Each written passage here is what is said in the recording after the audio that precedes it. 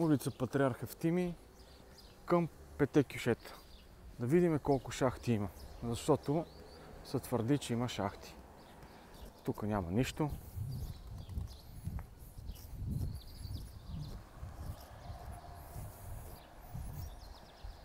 Вчера ми зададоха въпрос, че имало шахти. И дали твърда, че наистина дали мисля, че ако има повече шахти, ще поеме това количество вода, което аз съм убеден, че ако има повече шахти. Тук има нещо. Не знам какво е. Може би срам за кмета. Даваме нагоре. След малко ще пресечеме Преслав. Улица Преслав. Тук до сега няма нито една шахта. Водата се стича отгоре. Ще минем и по другите улици. Всичките 3-4 улици, където се стичат цялата вода. Централната част на града за севера. Тук има пак нещо има, явно срам за кмета. Ето, няма нищо. Няма шахти.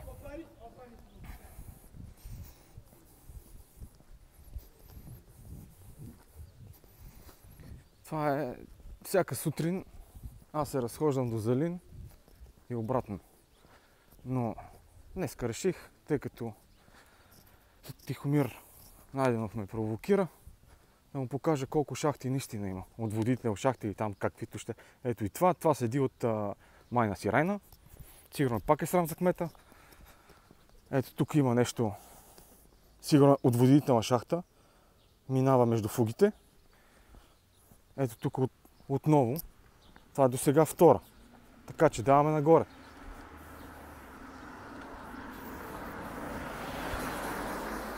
Повтарям още. Улица Патриарх Евтимий. Към 5 кюшета. Колко шахти има. И то сигурно ще забележите къде са сложени. Сигурно най-високата част. Не знам. Аз не разбирам. Аз съм един прост зидар.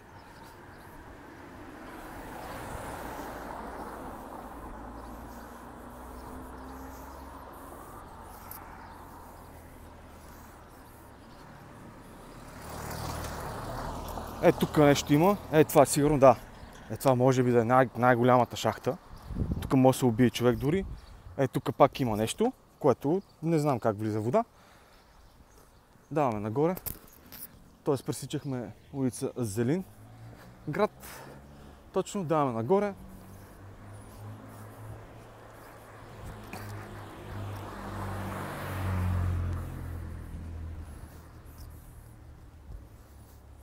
И това нещо седи от доста време.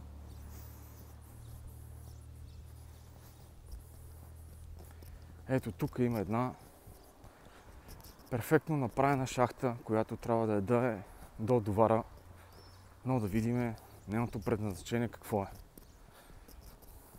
Ето, виждате всички граждани, че тази шахта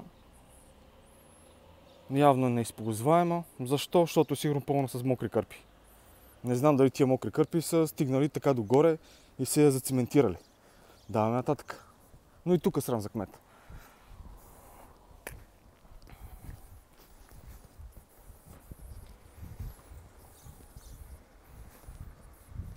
До сега преброих 5-6 шахти, които са шахти.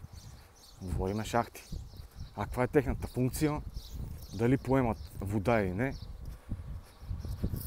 Това тези в кметството ще кажат. Защото аз не разбирам.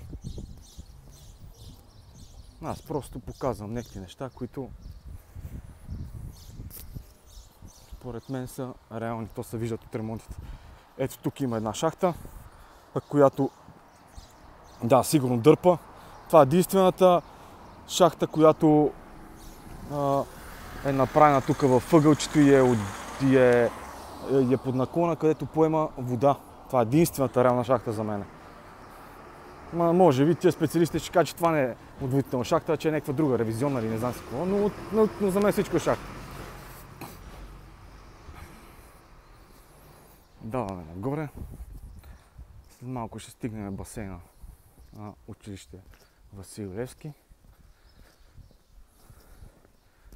Ето тук има пак метална. Сигурно с тия 5-6-8 дупки. Поема всичко. И е пак на високото сложено. Ако е за това, да. Но 100% не е за това. Така, продължаваме.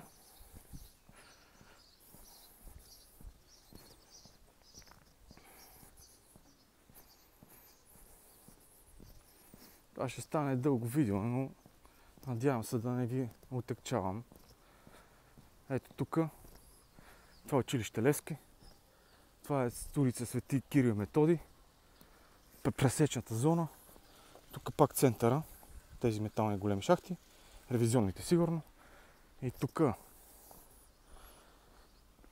Това е майката на шахтите. Тези шахти ни спасяват. Тези шахти ни спасяват. Това е втора шахта. Реална втора шахта, която поема цялата вода.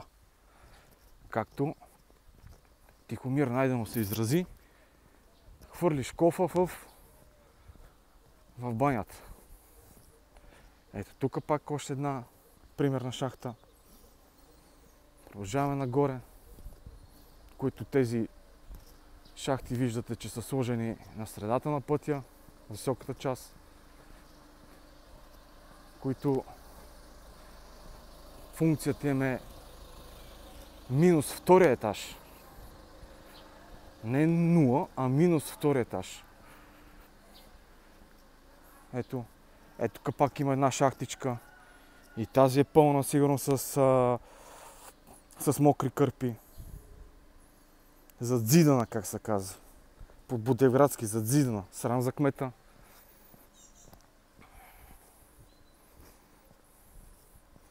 После казват, че хората си хвърлят боклуците. Да, сигурно го правят.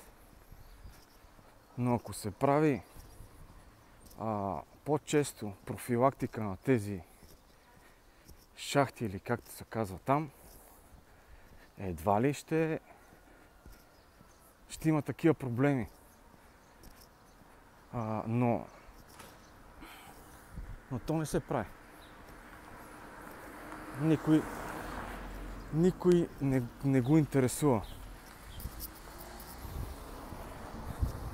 Ето тук една направо е сигурно долу трябва да има шахта, ама не знам какво има. Не мога да кажа. Не знам, няма да го правим.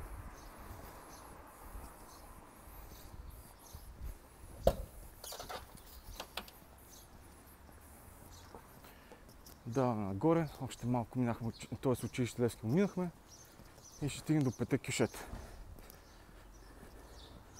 Ето тук пак централните големи шахти, София, еди какво си. Ето и тук пак една огромна шахта, която е предназначена за вода, но има нормално боклуци, няма как да поеме всичко, цялата вода, но примерно има хубаво. Тя е втора-трета шахта, която има някаква функция. Тук от тази страна има пак друга шахта, но като виждате, че е сложена на най-високото, не знам как го покрива това нещо, как взима тая вода. И така продължаваме. Ето тук има козметични неравности, които сигурно с фонди от тен ще се запълнат. И така, ето, и 5 кюшета. Там ще стигнем на върха, но то е като виждате, че най-високата част има няколко такива шахтички, където пак не вършат работа. Там има една нъгъла шахта. Ще отида само да се разминем с набора с колата. И ето тази шахта поела вода, толкова поела, че прелева.